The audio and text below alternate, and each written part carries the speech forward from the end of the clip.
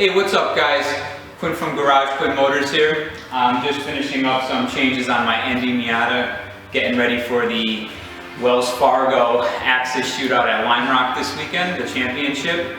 One of the things I noticed a couple weeks ago was that the foam on my individual throttle body filter is starting to flake off, so I decided to buy a replacement, but I figured this would be a good time to sort of talk about some of the filter options for throttle body setups and what I've learned in my experience.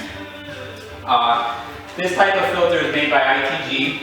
It's called a sausage type filter, and as you can see, there's a generous amount of space in here.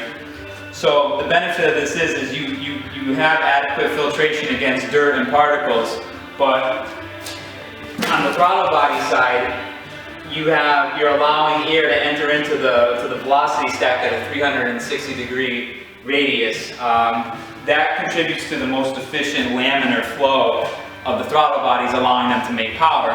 What I see a lot of people doing is they'll run the individual filter socks, which actually slip over the velocity stack, or they run the screen filters, which do the same thing.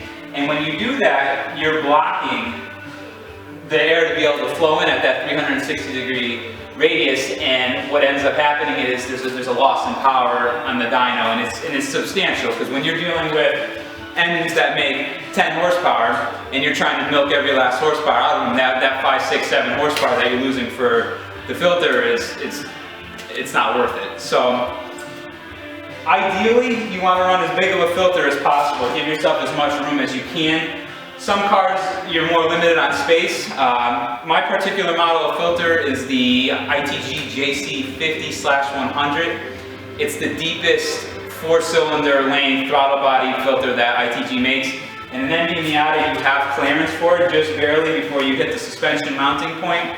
On the earlier cars, the NA Miatas, you have a little bit less clearance here, so you're most likely going to have to run a smaller filter, but they do make filters that will fit them. The other thing is you can run an airbox. An airbox is probably the most ideal setup because you can duct that to the front bumper so you get that ram air effect at speed. One of the disadvantages of a throttle body setup is at speed there's a pressure loss in the engine bay, which kind of starves the throttles a little bit, but when you run an airbox and you duct it to the front, you eliminate the need for that. So I think that's just about it. That's my whole spiel on throttle body filters. If you guys have any questions or comments, feel free to leave them in the section below.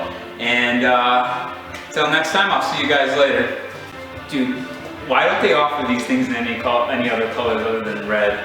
Like, every Ricer company now offers colors for everything. This thing like literally matches nothing at all in this whole stupid engine bay. I'm gonna be here all night now sanding and painting this freaking thing, because otherwise it's gonna irk the shit out of me if I put it in there as it is.